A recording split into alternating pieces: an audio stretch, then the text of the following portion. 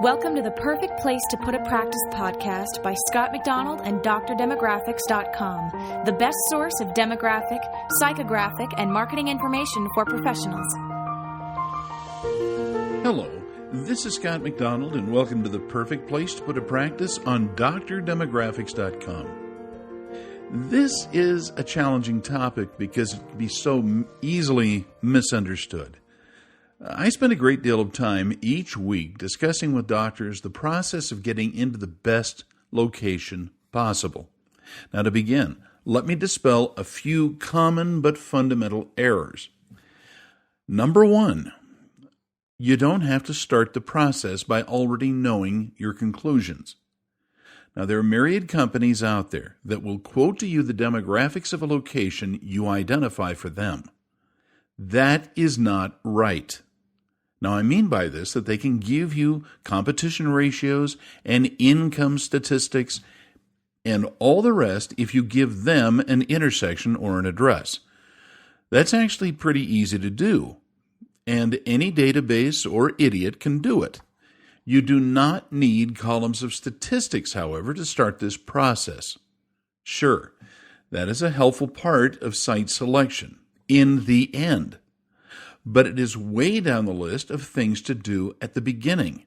You have to start the process by understanding that what you are trying to do is to limit your choices through guided consultation and analysis. Now, true, it is nice to know where there is limited competition relative to the population size. This is a mathematical calculation that, as often as not, is, frankly, going to give you an error that can and probably will cost you a great deal of money and time. If you choose from a state or county that is in the, wrong location, you will have to undo your errors. These computer-based systems take a salient data point, such as competition ratios, median household incomes, or housing prices, and then they set off on a ding-ding-ding announcement that you have a winner.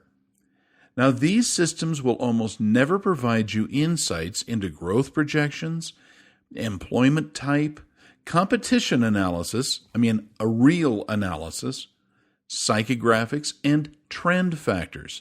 You see, they cannot. It is just too much information for their algorithms to process. Yes, they can squirt out a data sheet and some pretty maps and do that in just minutes. Oh, and they can do it very cheaply. But if you're investing 2 years of your life, your credit, and thousands of dollars, does it make sense to trust a $95 data output? I don't think so. Therefore, the process should start with a large geographic area that you will examine to find a few good options, but really good and well-researched options. It certainly helps if you start by talking with someone who's done this before. They may have done this hundreds of times. I know I have. And if they happen to know their way around the state that interests you, they will know the differences between the East Coast and the West Coast of, Florida, why the Midwest is developing in some places and not in others, and what the true risks of going to different places in Texas are.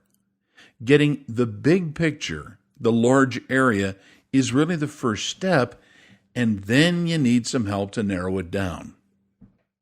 Number 2, find someone who understands your type of practice. That's because a particular practice type, now let's just say a small animal veterinary practice or an orthodontic office, for example. What the numbers say about one type of practice may be true or false about a practice purchase or startup of another type in that location. So as an example, not all locations with lots of children are going to be equally desirable for a pediatric practice, for example. A location with mostly 4-year-olds is not the same as a place with mostly 8-year-olds. This is especially true when one group and they live in, let's say, government-subsidized apartments versus owner-occupied single-family homes, regardless of the price of their houses. It is not sufficient to make location decisions without understanding the nature of your practice and your goals. But many vendors of demographic numbers don't know the difference and are hoping that you will tell them the difference. So as an example, most dental demographic companies only consider general dental practice. They don't know the difference between endo, perio, OMS, prosthodontic, or even ortho practices. So when I say you got to have somebody who understands something about practice talking to you and giving you feedback, well, you're going to have some problems. Number 3. Practice site potential is heavy lifting. Now, just because one location is increasing in the number of residents or businesses does not mean that they have equal potential just because new people are moving in. There are many locations that are not increasing in size and all still. That does not mean that the changing of demographic character, that they aren't really terrific. Gentrification is a demographic term that describes how a new type of resident is moving into an area and may dominate. They may have more education, more money, and better employment. Tracking the change is not easy, but it will provide you a great insight on where you should be practicing. We recently had a client who was turned down for a practice development loan because the competition ratios were looking worse and worse.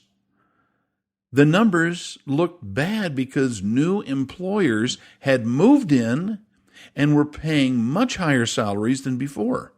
The median household incomes are tracked based upon residents, not people employed in the area. So even though the employment numbers were looking great, because they were looking at kind of a shallow two-dimensional way of describing the population, the lady didn't get the loan.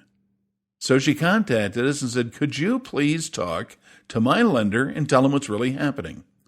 Which we did.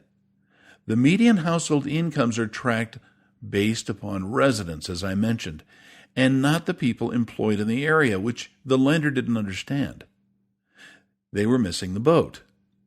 So, yeah, we spent some time creating a special report for the lender, who came to understand that this was actually a much better place to practice than even just 2 years before.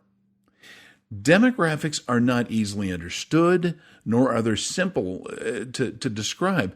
And that's why when some of these vendors give you a report without explanation and consultation, along with some analysis, you're going to get some bad answers. So we want to start with 3 factors in looking at locations. At Dr. Demographics, we're looking at many places that are changing and how to give our clients the insights on where to practice, to purchase or start up, so they can get the ball rolling on the best places to go. Now, those 3 things, by the way, mean we're looking at not just how much a place is growing, but why it is growing. We want them to understand the nature of the people that are there and their consuming patterns. We also want to talk about the potential of the site. Those are those 3 factors.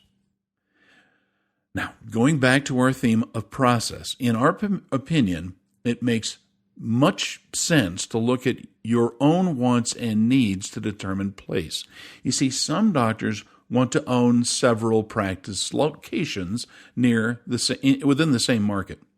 They don't want to give up the hands-on desire to practice, for example. Many want to retain their ability to actually treat. Some clearly want to give that up and want to become administrators. But you see, that's going to give you a different result, and we have to know that. But what will work to help one practice develop along these lines won't work in all places. We have a colleague who teaches some great lessons on practice development. I will not share their name. They're kind of a competitor. But they believe that there is a rigid test for locations that will support their practice model. It's worked before, it'll work again, and they're positive. But you see, my experience is that not everyone wants to practice in that one narrow model of an office, even if the model is valid. I see our job to help the doctor realize their dream rather than our model. I'm not saying that their thing won't work. Their model actually does. But I am saying that thousands of dollars that they're requesting may be better spent on good market research and practice model development. Your practice model must reflect you and your vision. So we're not trying to sell you on some kind of a rigid model. We want to tell you what we're seeing within the market you're considering. Now, we start with a large geographic area as well as a location that will match your vision of practice. We do the research, and we're going to share the numbers with you. We refine the location to fit a practice that is viable based upon that vision. Once we have that, we can turn to a realtor who knows the available properties within the market area that will meet the practice size and price demands. So, in other words, we do a lot of research, but I don't claim to be a realtor because I'm not, and we don't hire one on our team. One cannot practically move forward without a realtor who also knows your profession. Just a generic realtor won't work. But my experience has shown that realtors often know the market, meaning the city, county, or state, and locations within them that you're considering. With good demographic information and input, they can very often find exactly what you're seeking without wasting time and spending more money. So, yes, many good-hearted realtors will have some data, but they don't know the profession. We do. Now remember, a great realtor will get you up and running all the faster. The same is true when you have the right finance. In other words, the funder of your loan. I have worked with most of the lenders in the United States for professional practice, and I can say that most are pretty darn good, but they're not the same.